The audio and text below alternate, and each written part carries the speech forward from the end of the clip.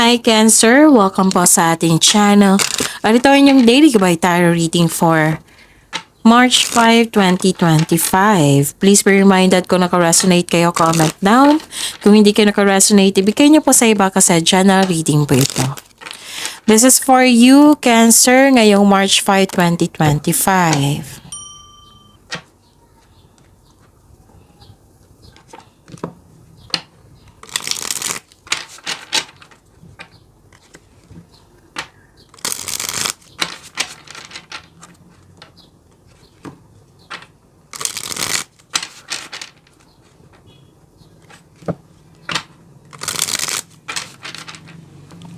Para po ito sa inyo, Cancer, ngayong March 5, 2025. Maraming salamat po sa inyong patuloy na suporta at maraming salamat din po sa mga hindi nag-skip ng ads. Gamitin ang reading na ito bilang gabay lamang sa mga hindi pa nag-subscribe. Subscribe na po kayo at click bell notification para malaman nyo na may bago tayong video. Para sa mga gustong magpa-reading po, may lumabas dyan sa screen nyo ngayon. Panoorin nyo po at sundin ang instruction.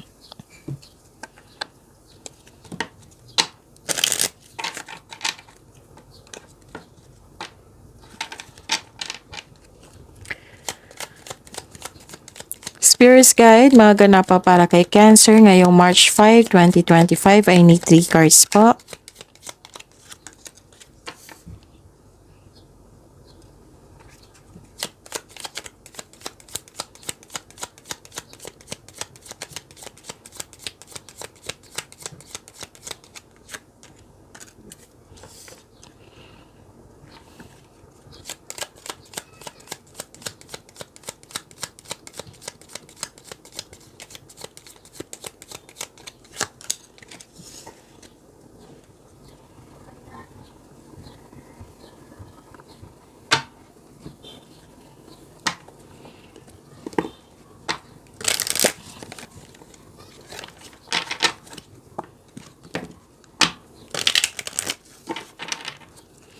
Spirits, guys, angels, archangels, guardian angels, message na pa para kay Cancer ngayong March 5, 2025. I need 2 cards po.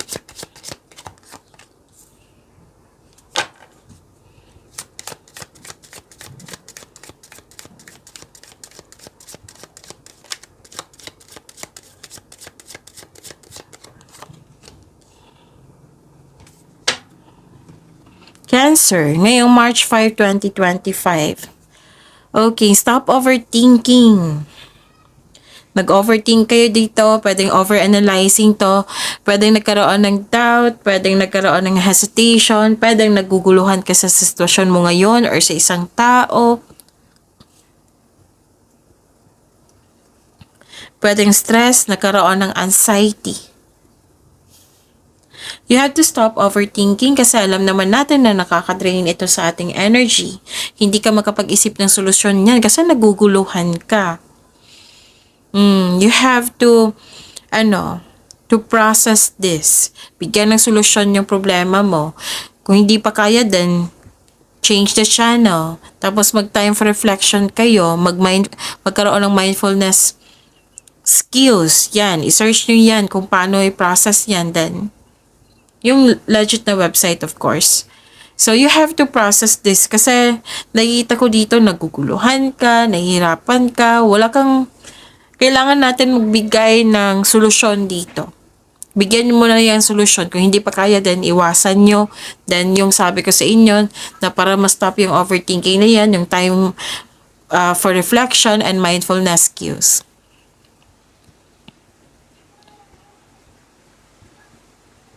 Okay, kung may narinig kayong ingay, meaning malakas pong ulan.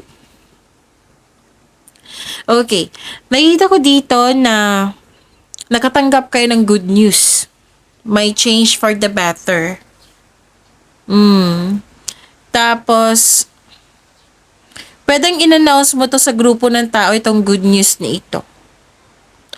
Pwedeng, pwedeng may paglilipat sa malayong lugar. Pwedeng nakatanggap din kayo ng news regarding sa buntis, kasal, ikakasal, may parating na baby. May harvest. Yes, may harvest po. This is harvest. This is pwedeng sweldo nyo. Pwedeng sweldo, pwedeng binigyan mo serbisyo tapos binayaran ka.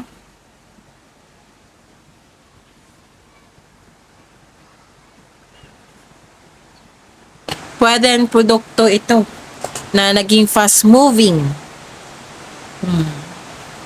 So this is harvest. Pwedeng literal na harvest po ha. Okay. May ano dito, may naalala kayo or nag-uusap kayo ngayon? May nabanggit mo, naalala mo, pwedeng mangyayari din na may cut off of connection sa isang tao. Loss of connection sa isang tao. Pwedeng naalala mo, pwedeng mangyayari pa lang. Wow, ang ganda naman, Cancer. Gifts from God. Sabi po ni Archangel Sandalphon dito, we angels bring you gifts from your Creator. Open your arms to receive. Ang ganda. Claim nyo po. Clear your space. Sabi po ni Archangel Jophiel, get rid of clutter. Clear the energy around you. Spirits guide. Energy po ni Cancer ngayong March 5, 2025.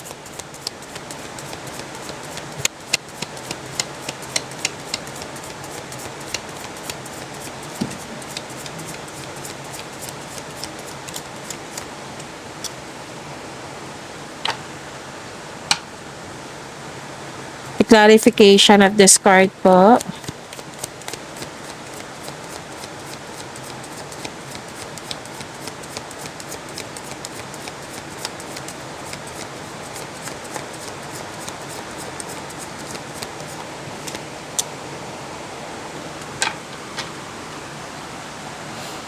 Okay.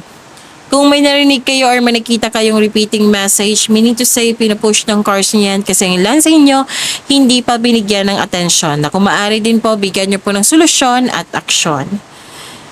Remember, Cancer? At the end of the day, alam mo na ikaw lang taong may kakayahan at responsable na gumawa ng sarili mong katotohanan at kinabukasan.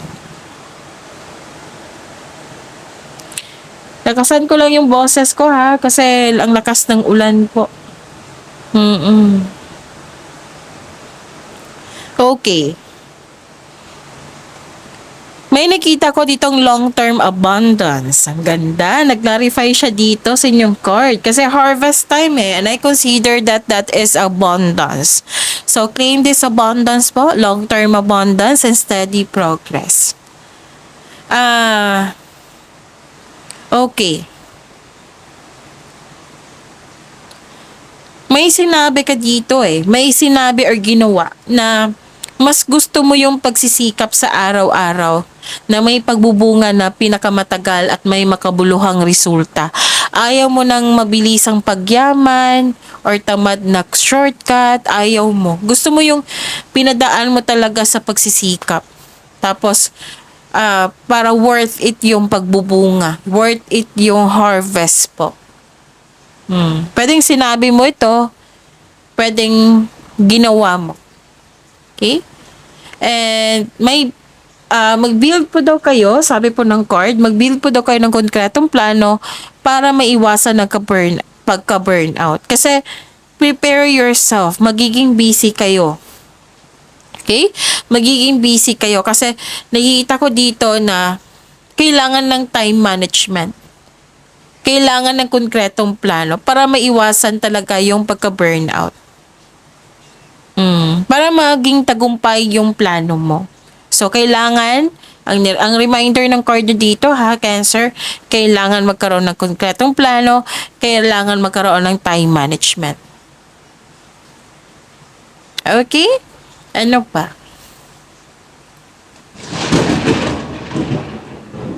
Okay. Narinig nyo yon? So, pasensya na po sa ingay. Okay.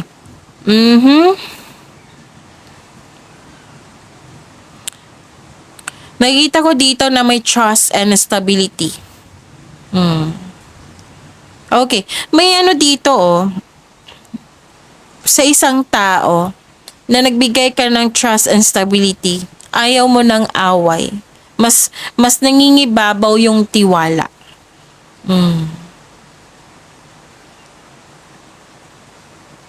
Okay. Okay. So, may reminder card dito. Kasi ang ilan sa inyo, ah, nagmamadali. Nagmamadali. Pwedeng rush ito. Pwedeng may demand dito na may kailangan may ganap para magiging healthy yung connection mo sa isang tao. Pwede. Pwedeng ganyan.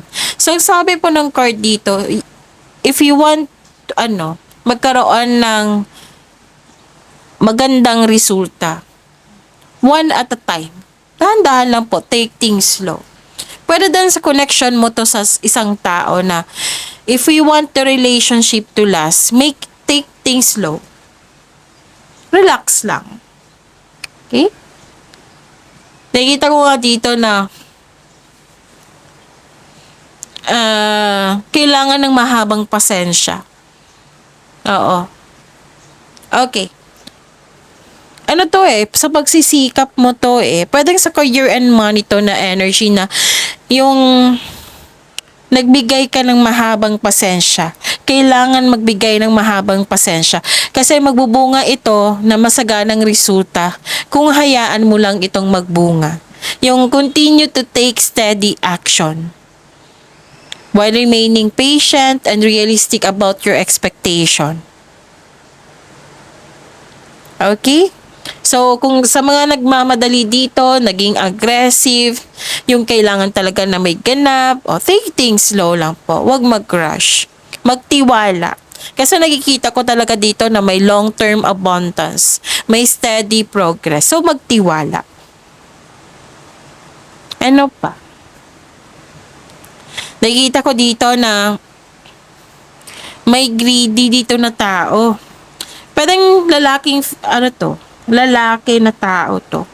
Na may concern kayo sa isang lalaki na too much greedy or too much yung let's say nag-overwork. Pwede. Nag-overwork na may complain ka sa taong ito. Pwede din na dalawang card kasi nagsabi dito na pwedeng may concern kayo sa isang lalaki na too much focus sa material na bagay or sa trabaho. Pwedeng concern mo yan sa tao or concern sa iyo to. Pwedeng may pinupush kayo na dapat may mangyari, na dapat may resulta. Kaya nga may sabi kanina na kung nagmamadali kayo, take things slow. Oo. Kasi may perfect time yan. Tapos, may reminder ang card niyo po dito na mag-ingat, lalo na sa kaperahan. Kasi nakikita ko dito na may loss of money. Alam niyo naman kung ano yung loss of money. Pwedeng nawala, kinuha, na damage, na ninakaw, nagasta. Kasi nga may concern kanina, 'di ba, na too much focus sa pag-spend. Pwedeng sa money or nag-overwork. May usapin talaga ng money dito. Cancer. So try to check your money now. Okay? Tapos may concern talaga sa isang tao na hindi marunong mag-handle ng money. Or may taong self-centered dito. Greedy and self-centered na concern nyo. Spirit's Guide, Career and Money po ni Cancer ngayong March 5, 2025.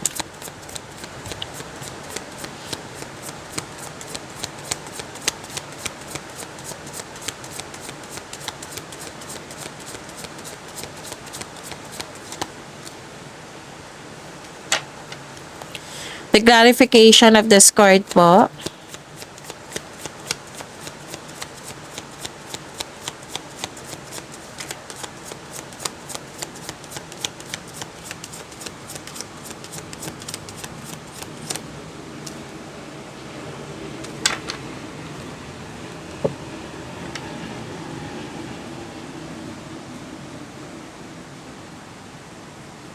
Okay. career and money niyo po. Mag-ingat po kayo sa taong may mali at masamang paratang sa iyo.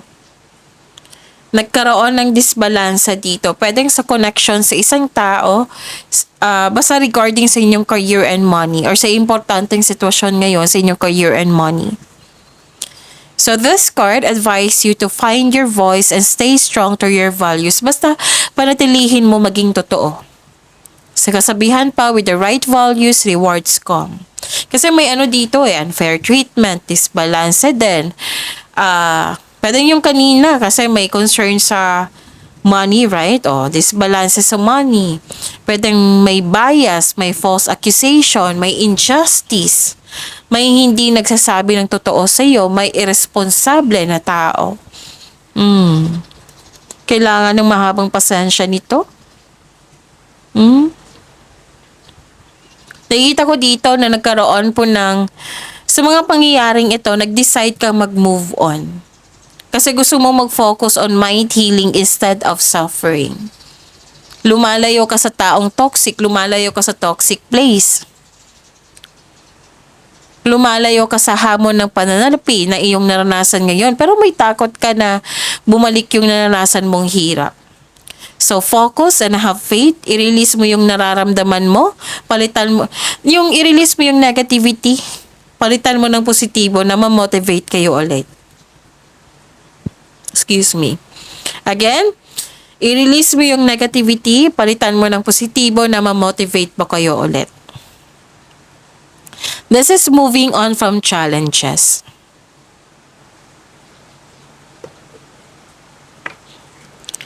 Spirits Guide, Love Life, Self-Love, Partnership, and Romance, Cancer, ngayong March 5, 2025.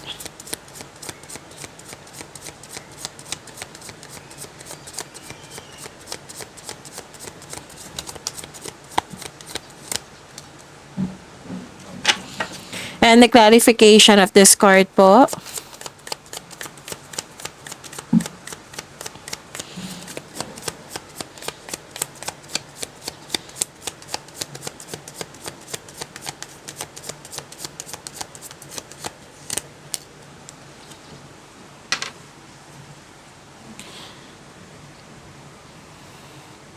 Maraming salamat po sa patuloy na tiwala at suporta sa ating channel.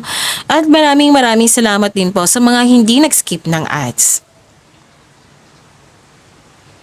So, granted yung granted yung manifestation mo. Actually, mag-expect kayo ngayon, Cancer, na marami kayong ginagawa or marami kayong iniisip. Kasi nag-overthink kayo din dito. Pero nag-clarify siya dito sa energy card nyo na marami kayong ginagawa. Yung gamit yung skills mo ngayon. Nagkaroon din ng adaptation kasi may pagbabago So nagkaroon ng adaptation. You're very confident dito. So nag-manifest ka. Whether single ka man, may relasyon ka man, sa buhay mag-asawa to, nag-manifest kayo ng wonderful relationship. So, sabi po ng card dito, your manifest will be granted soon. Pay attention kayo sa pagbalance ng iyong emotion with your thoughts while remaining grounded and passionate. Para ma-attract mo yung green flag na tao. So, please know that you are divinely guided. All things are possible po. You can make your imagination real. So, may parating na blessings This is to remind you that this coming opportunity will be used for clear intention and syempre give an action. Naging confident ka dito. Nakita ko dito na nagkaroon ng stagnation. Sa mga single dito, may parating na love and romance. Kaya lang na-stuck kayo sa nakaraan. Na-stuck kayo sa previous love nyo. Kaya ito na nagkaroon ng blockages. Ayaw mo ng commitment, na gusto mo mag-focus muna sa inyong sarili. So, you have to heal yourself first. Tama tong gagawin mo na you have to heal yourself first. Para fair din, di ba, sa bagong tao sa inyong buhay soon. Na ready ka na. Okay? And kailangan ng forgiveness dito at magtanggap sa mga nangyari na. So, baka para let go mo na at magkaroon na ng forgiveness. Pwede din to sa buhay mag-asawa sa mga relasyon na may nangyari sa nakaraan, may nangyari na hindi mo nagustuhan at hanggang ngayon hindi ka makamove on. Pwedeng may nasabi na hindi mo nagustuhan. So, kailangan ng acceptance dito, pag-let go, pag-uusap, forgiveness, kailangan po. Okay? So, pag-imanin niyo po yung blessings na binigay sa inyo. Cancer, see you tomorrow. Please like, subscribe, and click the button for notification para updated po kayo sa daily tarot reading natin. Maraming salamat po.